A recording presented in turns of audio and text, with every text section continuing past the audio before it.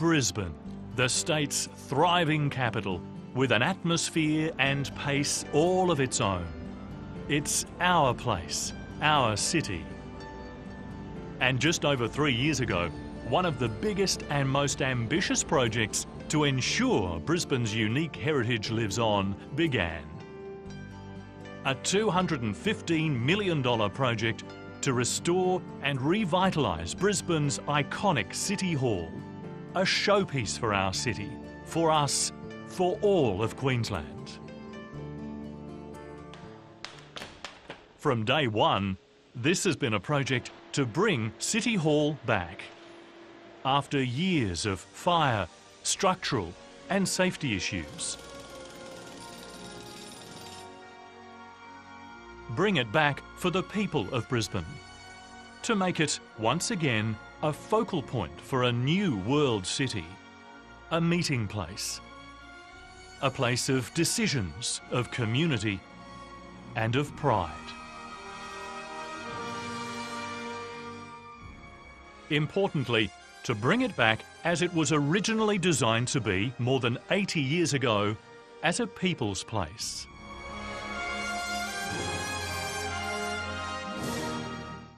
It's interesting if you look back, the only thing you'd have changed was actually the location. You'd have put it somewhere where it wasn't directly above a swamp, because that's a lot of the cause of the problems we have today. But it was huge foresight, and if you think about it, what it meant to the people of Brisbane at that time, that the fact that the clock tower was so tall, so significant, people from all over Brisbane, all over the state and the country would come here, they'd take the lift, they'd go upstairs in the clock tower, you know, they'd use the toilets, it became their home in Brisbane. You cannot leave this building empty, you can't lock it up. This building is Brisbane. If you look at the two most iconic statements of our city, they are City Hall and the Story Bridge. We wouldn't close down the bridge just because it's old. We'd fix it, and we've got to fix City Hall. 4 years ago, the debate raged about whether to save this iconic building or demolish it. And like Nigel, the community demanded that it be saved. And so began the plan to restore this building, not only to its former glory, but to restore its meaning to the people of Brisbane and visitors to our city. The restoration is now complete. And over the next hour, we'll show you how City Hall has been brought back to its very best. A showpiece for our city, a meeting place, an iconic piece of Brisbane's heritage that is now delivered back to the people.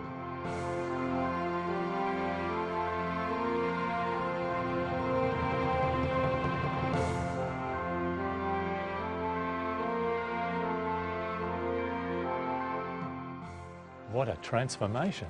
Unbelievable, isn't it? It's extraordinary. I think this is, without a doubt, the most beautiful venue anywhere in Australia now. It's, I can't think where there's another venue like this, with an auditorium on this scale. No, I agree. It's unique and it's majestic. This ceiling has completely transformed the atmosphere in here, hasn't it? The old meets the new. Absolutely, Andrew. We've got 8,500 LED lights in that dome ceiling now, and the beauty of it is that we can manipulate every single light. So whatever pattern, whatever wording you want to do, whether it's a corporate event, a community event, we can change it to the client's needs. And one of the keys to this part of the renovation is the mix of the old and the new. We've retained the original wood, the fittings, the facades, the lighting and that amazing dome, but it's been completely updated technologically, hasn't it? Absolutely, Andrew, and that's one of the great things. As a part of that new technology, we've been able to make this a more inclusive City Hall. So the acoustics, for example, in this auditorium are such that they can be varied depending upon the nature of the performance.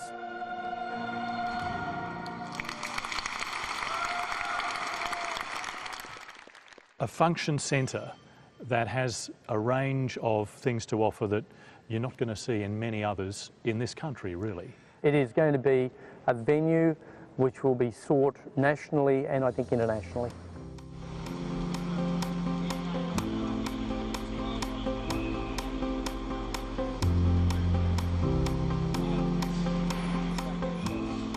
This project didn't come without its challenges. Challenges that weren't only structural, but logistical, emotional,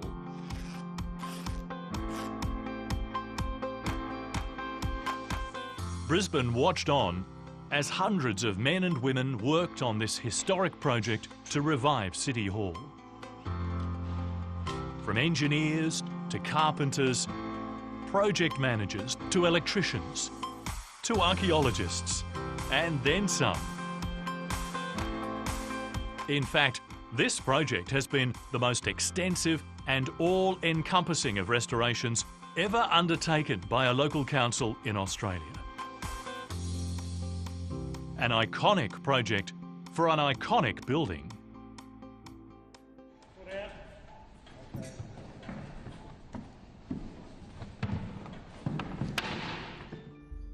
From the delicate removal, restoration and reinstallation of the world-famous pipe organ to bringing back the magnificent light wells, well, the intent was clear. We've rescued the building. It was never going to be able to be used. The fire problems were enormous. Structural issues were incredible. You won't even see any of that being rectified. So a lot of what's happened is going to be unseen. But they'll see that it's been given this absolute lift that I hope people will fall in love with.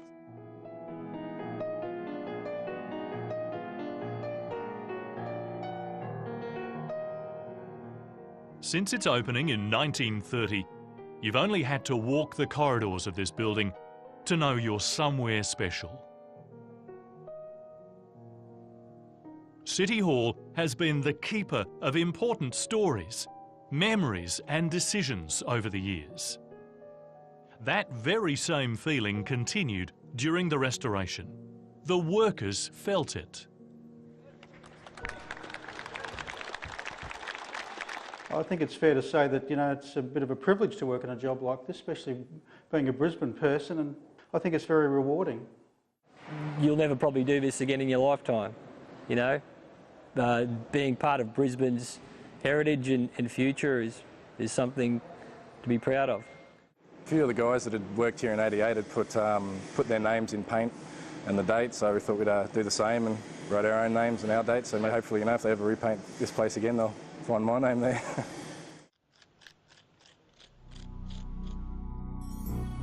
There have been remarkable finds which helped unravel our city's past.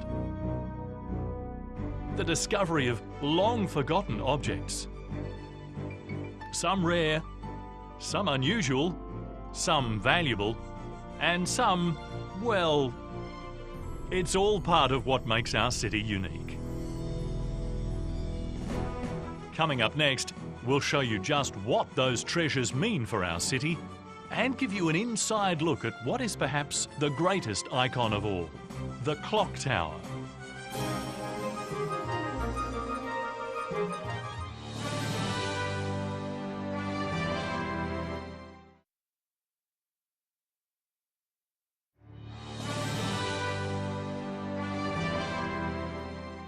Today we are going to be placing a time capsule for the future. It will be opened in 2059. So the capsule will contain all sorts of interesting memorabilia about the life and times of the people of Brisbane in 2013. 2059, here it comes. Brisbane City Hall, a cultural icon, the epicentre of our city's heritage. The keeper of Brisbane stories since the 1930s. From royal visits to concerts and gala events. But it's what's underneath the building which has revealed a history much further back, all the way to the 1880s in fact.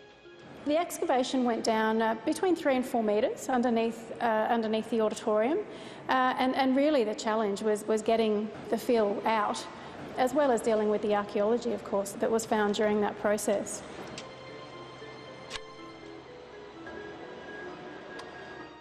The council bought this land in the 1870s and basically built a council works depot on the site. They of course had to manage all the water problems that had always existed, and we can see the clay fills and all the drains. There are so many drains through this site that have been built up one on top of the other through the years. It's hard to imagine that in the late 19th century, in the middle of Brisbane City, where they would go on to build the City Hall, there was a works depot where they boiled down tar to asphalt the streets outside. You wouldn't have thought at the time that it would go on to become the heart and soul of the CBD.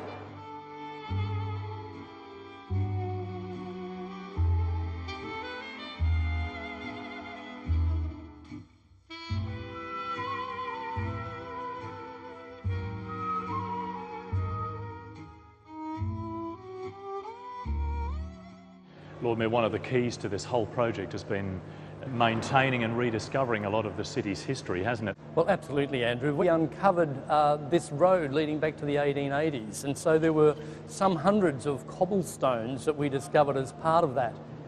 And so we've relayed those cobblestones and done it in a place called the inaugural courtyard. This is a new space, if you like, in City Hall, but where it can be on public display for people to get a real picture and understanding of what things were like in that era. Because of course the Museum of Brisbane is going to have a whole new life as part of this complex as well. Yeah, well, the Museum of Brisbane is a great part of City Hall. I mean, this is not only the people's place and a wonderful function venue, but it is also a tourist attraction. And the Museum of Brisbane will be one of those places where many tourists of the city, as well as local people, will come and enjoy a range of exhibitions. We put on a program of ever-changing exhibitions and events all about Brisbane. So you will always find something new when you come and visit, and we really hope that through social history and visual arts that we really showcase the culture and creativity of this city. The reopening of Museum of Brisbane coincides with the 25th anniversary of Expo 88. So it's a fantastic way for us to celebrate this turning point in Brisbane's history. We're focusing on the parades that mesmerise the crowds every day, twice a day for 6 months. These parades showed the great innovation and creativity that represented why Expo was so important. And yes, the performer wore this fantastic mask every day for 6 months. For over 3 years, the time-honoured Brisbane tradition of visiting the iconic clock tower has been off limits. Now it's back, and better than ever, with a brand new visitor experience centre. There's not many lift operators in Brisbane, as you can imagine, so it's quite partly a novelty but also a privilege to do it, especially considering I've been coming up here as a teenager myself to see the view, but also that novelty of being able to pass through the clock tower itself through the lift. They used to stop the lift and have a look at the mechanisms.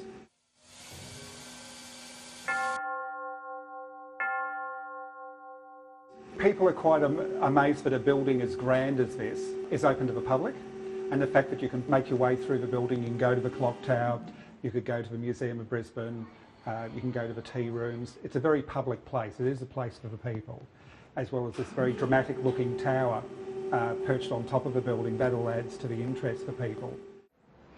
Well, Brisbane's skyline sure has changed since the days when City Hall was the tallest building here. Stick around. When we come back, I'll show you parts of the building that have been restored to its original 1920s design.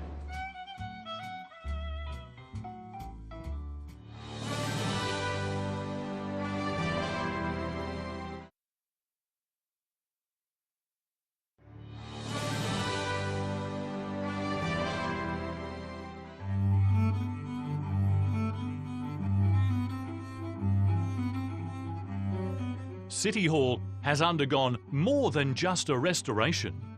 It was a project that aimed to blend the grandeur of the original design and the 1920s charm with everything needed of today and tomorrow, accommodating modern comforts and predicting future demands. All things that have been carefully considered by the architects. Equally important was creating a place with a sustainable future, all the while retaining our heritage.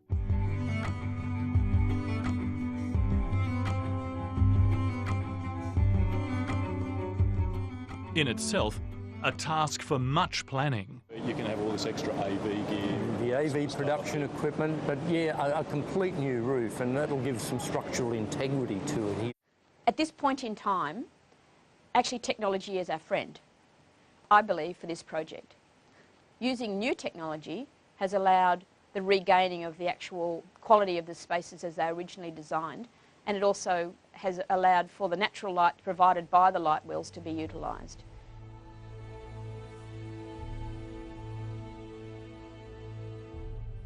One of the most notable differences inside the building is the additional light. Natural light that was covered up by alterations for years has now been restored. The light wells were designed as the lungs and the leftover spaces that brought air and light into the building, all the way down into the basement in some cases. And over the years, those functions were completely lost as the light wells were built in, they had services put into them, and one of the things we really were strongly motivated to do was to regain the original function of the light wells. And to do that, we had to figure out another way of getting the services to work without cluttering the light wells. So we had to get the air conditioning, all of the plant work into the building, and that, of course, was quite an exercise to get a 21st century facility into a 1930s building.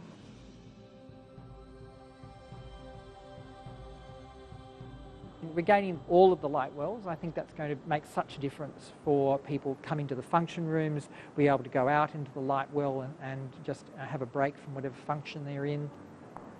And the smaller light wells that gave the natural light to the glass ceilings and the LED lights. I think getting the light back into those spaces is just going to be really fantastic for people visiting City Hall. One of the big surprises for me, as someone who's attended many functions here over the years, was that catering for all the events was actually prepared off-site, because City Hall didn't actually have a kitchen. Well, not anymore. So Lord Mayor, even though the building essentially has been closed for the last few years while this has all happened, this new kitchen facility here is really going to be the heart of the building in terms of bringing people back, isn't it? Well, absolutely, and to be able to do this now on site as part of Epicure, it is a great opportunity. Now, we're going to be having the capacity to serve up to 8,000 meals a day. I know you want it to be a people's City Hall. We know it can do big functions. Can it do small things for people as well? Well, absolutely. And when City Hall closed, we had just 8 function rooms operating. Since we've cleaned it up, taken it back to where it was in the 1930s, we've now got 12 function rooms, and they vary from 20 through to 1,650 seated in the auditorium, and of course that reflects to about 700 for a round table meal.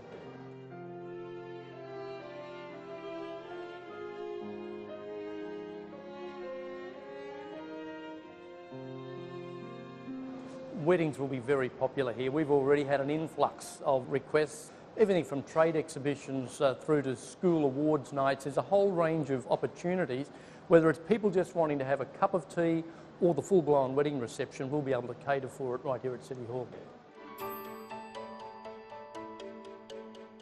In terms of the main kitchen, we've got a capacity that equates to more than the capacity of Brisbane City Hall. So we're gearing up to be able to cater for Brisbane City Hall, plus King George Square as well.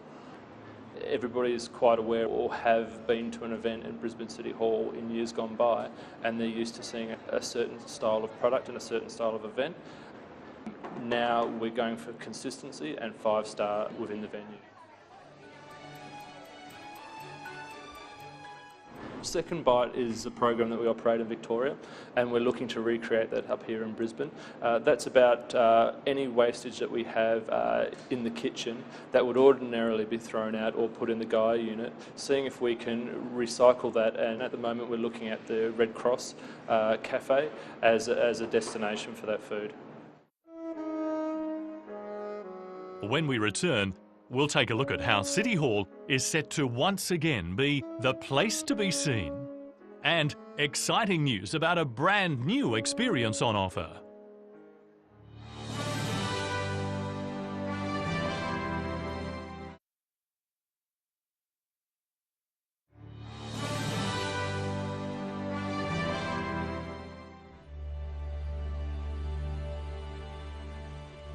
Welcome back to the unveiling of Brisbane City Hall's 3-year restoration.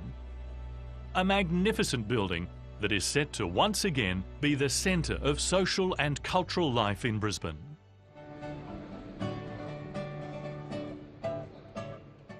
Another key priority for this project was making it easier for people to get around and experience the building. The accessibility really is to enhance, first of all, the way that everybody can, as many people as possible at least, can use the building to the fullest extent. We've increased the number of lifts and made them bigger and safer and quicker. We now have wheelchair access with good sight lines in the balcony, and we can get to the balcony. The Red Cross rooms, which have been there for a long, long time, now you can get there from Adelaide Street directly by a lift down into the Red Cross rooms without having to go round through the entrance. There is also much more Braille signage, so people who use Braille can find their way. Better public announcements, better visual signage. Existing buildings, particularly historic ones, are really interesting challenges. And I think we've got a fair balance in this one.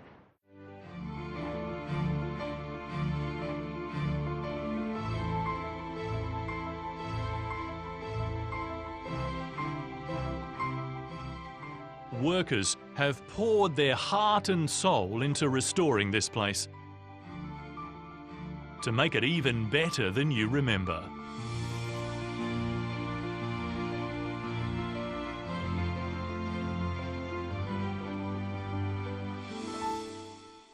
The first experience, I think, that I can remember that was absolutely magical in my life, and that was my first fancy dress ball, and I went as Pandora's box. Of all things, I had my magic box and I thought I was in a palace, and it has got that feel. There's a certain grandeur to it and a sort of magic to the old place. Have you had any personal experiences in Brisbane City Hall yet? Yeah, we had particularly one fantastic one after the grand final victory last year. We had our ticker tape parade here, and I remember driving up the cars up the hallway there and looking up at the clock tower, and it's a pretty special moment. We met at a green ball at City Hall in 1999, and we're now married and we have a daughter. Well, for me it brings back memories of my childhood. We used to have our choral Eisteddfods in the auditorium underneath the dome, and I competed in those choral Eisteddfods for many years as a primary school student. And I just think it's great that we can use the auditorium again for those kind of things. I looked at the picture and I said to my husband, "That's me in the picture." He said, "Don't be silly." And I said, "It is, it's me in the picture." And I was just so astounded. And I used to sit here and write all my letters to my mother because I come out from Scotland, you know, and it was lovely. This building itself is the heart and pride and soul of the city. It is right in the heart of the city. It is a building for all people of all walks of life. You can get married here, you can become an Australian citizen here, you can become a senior citizen and attend a function here, a free concert here. You can come in here to this very magnificent room here and watch decisions being made about our city's future. This room here is actually the powerhouse of City Hall, which in itself is the powerhouse of our city. The newly restored City Hall has been revitalised with some new and exciting spaces. Do you remember this? The restoration of City Hall has also provided for the return to Brisbane of the much-loved Shingle Inn. This loving recreation of a Brisbane icon is now part of the City Hall fabric and will be open every day. It's an absolute amazing event for us to finally get the original store back into the city of Brisbane. I think all the memories that people have had over the years with their generations of their family coming in to enjoy the Shingle Inn has been the main thing that people are looking forward to seeing again. It brings back heaps and heaps of memories. It was really beautiful to bring Mum here today because of the memories that her and Dad have of this place. They were married for 56 years and this is the first place they ever had a date. And then there's the Red Cross, who are back with a modern take on the Red Cross tea rooms, as well as helping those in need. The Red Cross has been involved with the City Council in running a cafe here since World War II in Queen Street and in City Hall.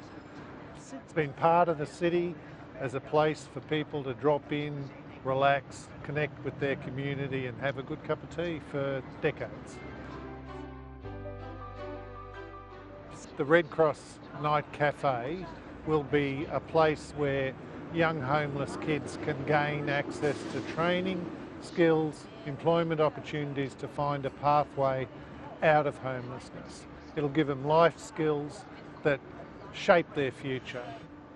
Red Cross will be connecting up the community of Brisbane in a way that's been going on for generations, but with a real focus on our vulnerable Brisbane citizens.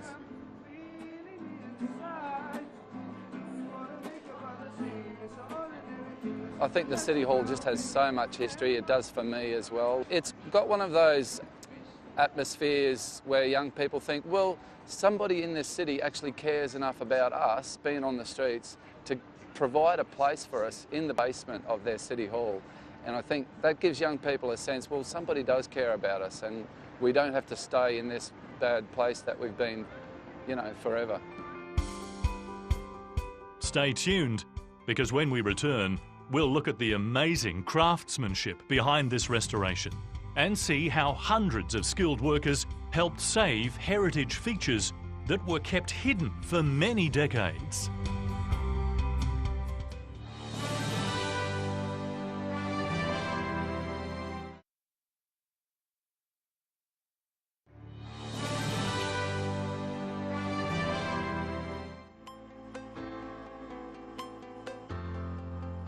To restore, maintain and recapture City Hall's heritage has been one heck of a job. Hundreds of workers and hundreds of thousands of people hours.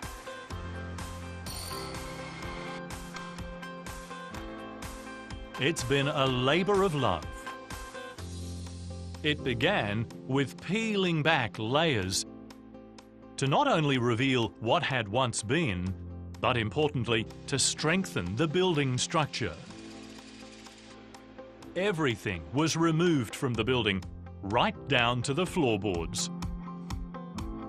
There was quite a lot of engineering theory behind the strengthening of the building.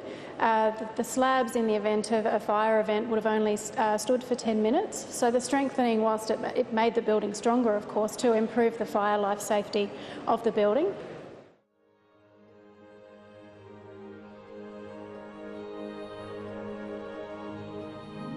To look around, it seems something has changed, but their heritage really does live on, and it's as though you can feel it.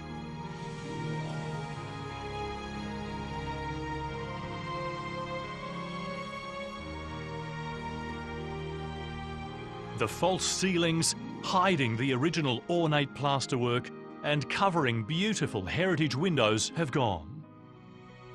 Woodwork restored. Brickwork breathed back to life. Marble made to sparkle.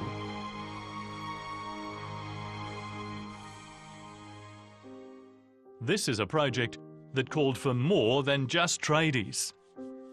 It challenged them and required them to tap into their souls and perform the work of artisans, who had to dig deep on their skills to match and restore. It's definitely some of the more satisfying carpentry work, something you can stand back and yeah, really see what you've been working on, and something that can be there in the future that you'd be able to show your kids or your family, or something to definitely something to be proud of. Out of all the metres we pulled up on this level, there was 3 pieces of timber we pulled up. The longest one was 9.2 metres long, and there's one at 8.4 and one at 8.7. The first time I've ever seen it in all the years I've been doing timber. It was amazing. Must have been huge trees they used when they built this place in the first time. Restoring over 300 heritage windows was not a job for the faint-hearted. The building was designed originally to let a lot of air through, a lot of the windows open and close. The windows that we've restored have been made functional again. A lot of the windows were screwed shut and sealed for different reasons. A lot of the rooms in the building their purposes have changed. But generally, I think the main purpose of the windows in this building are for an architectural effect on the outside facade of the building.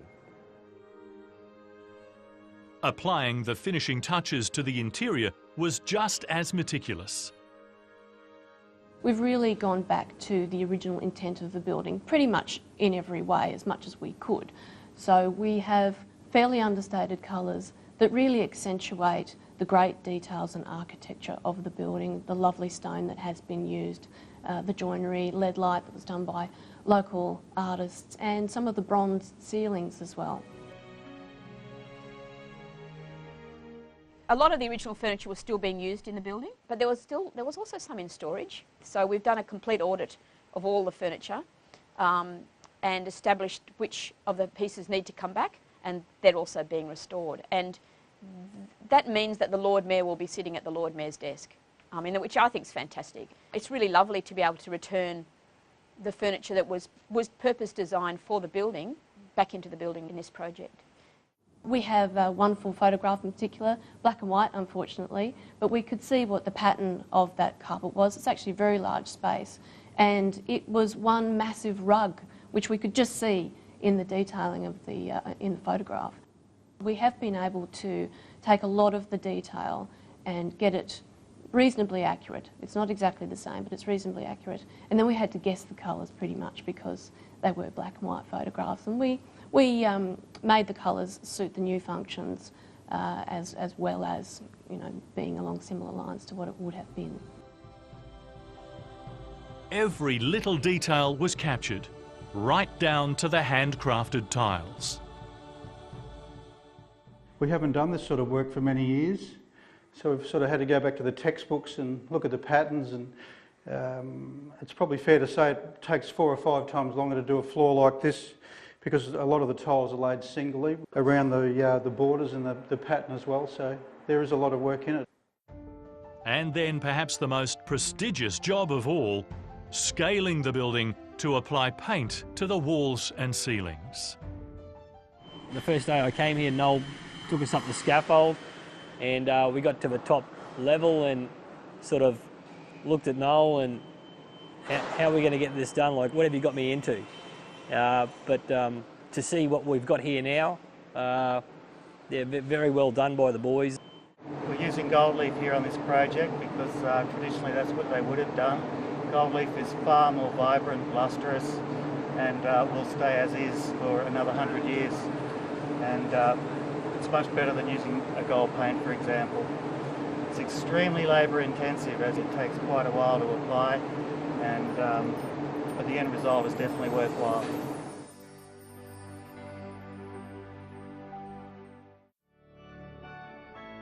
Last but not least was the restoration of one of our city's treasures. The internationally renowned Father Henry Willis organ that has adorned the auditorium stage for over 80 years. Piece by piece it was dismantled, taken away, and years spent on its restoration. We're looking at recapturing the spirit of the organ.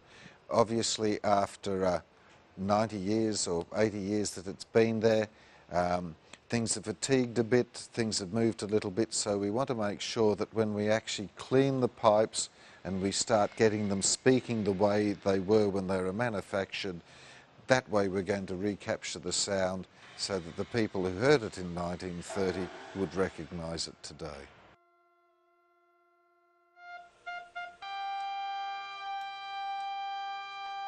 I'm using that slide, and that's giving me the length of pipe, and I'm tuning it to these pipes up here, which are giving me my scale. So we'll keep going for the rest of the 4,500 pipes. And now it's back, standing proud with its original gold showfront pipes. There's just so much pride in the hearts of the workers on this project. And it's because of the craftsmanship that each and every one of them brought to their tasks. So, the job's done. The restoration complete. When we return, we'll take a look at what lies ahead for this building and the moment the doors finally officially reopened, reuniting Brisbane with its beloved City Hall.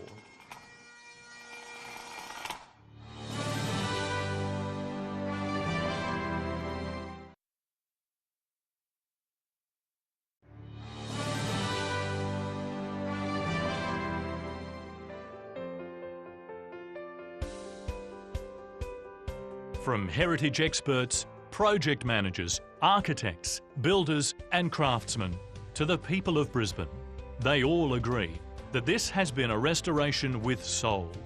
It's more than just repairing a building. You just have to look at the other buildings around the neighbourhood and compare it to this wonderful building that was built a long time ago. It has permanence, it has character, everything about it is positive. It gives the city its heart. It is a fantastic place, and we should be going out of our way to make sure that these places are here forever. To think that we've been able to make this a really functional facility with all of the mod cons, if you like, of today, and to be able to take it back to something very similar to the original as much as we can. That's a really wonderful thing to do, and all of that work that we've put in over the years with lots of people involved, you know, it's a proud moment to see those things come to light. It is a landmark building. It is beautiful inside. It's lovely architecture, and I think I would want as many people to experience that as possible. For me, it's a great sense of history, and it's like a rock, a foundation stone of the city of Brisbane. It will be totally open to people to come and to enjoy, to utilise, and they are going to be so incredibly proud of it. So it's the people's place, and it will be the people's place for all time. It's been about creating a home for many thousands of memories and setting the scene for the creation of many, many more. None quite as exciting, though, as the moment City Hall was rededicated back to the people of Brisbane and its doors were opened once again.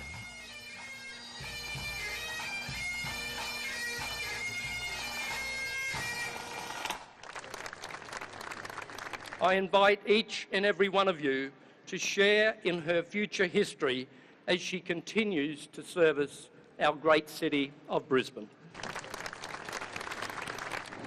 Today is a great day for Brisbane and for Queensland as we celebrate the rescue of one of Australia's great buildings, welcoming it back to its rightful role as the beating heart of the community of this great city.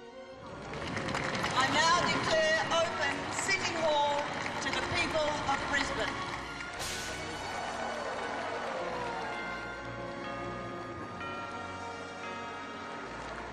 And then, finally, the moment we'd all been waiting for. The doors to City Hall again open to the people of Brisbane and visitors to our city, to wander through and experience the grandeur of Brisbane's iconic City Hall. It's a magnificent asset to the city, and it was great to see it being done so effectively. Otherwise, we would not have had such a good, grand building. As a little girl, I used to come to this building with my mum. A special treat was going up the clock tower. Of course, over the years, I've been to many functions here, and was really looking forward to the opening of the building today, and I think it's exceeded all of our expectations. I think it's an absolutely beautiful building and such an important part of our history in the States, so I think it's wonderful to come and be able to enjoy it again. My first impressions of City Hall when I walked in was just stunning. I couldn't stop looking up at all the grandeur around, particularly in the main ballroom. It's just beautifully done. Absolutely fabulous. This grand old dame, it's been torn down, ripped apart, but the most magnificent thing is everything is back to its original beauty, from the tiles to the dome itself. That's spectacular when you walk into the hall and you look up and the dome is just, you know, the colours and the gold trim, and of course the organ. Doesn't the organ just look grand? And the shingle in and the cakes, and there's just too much to mention. People have got to come and have a look for themselves, and we should be really proud to call this City Hall in Brisbane.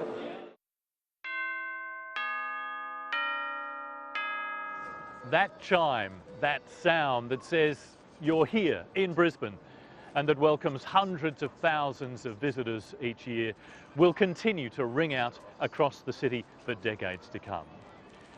And this building, built more than 80 years ago for the people of Brisbane, has again been returned to the people.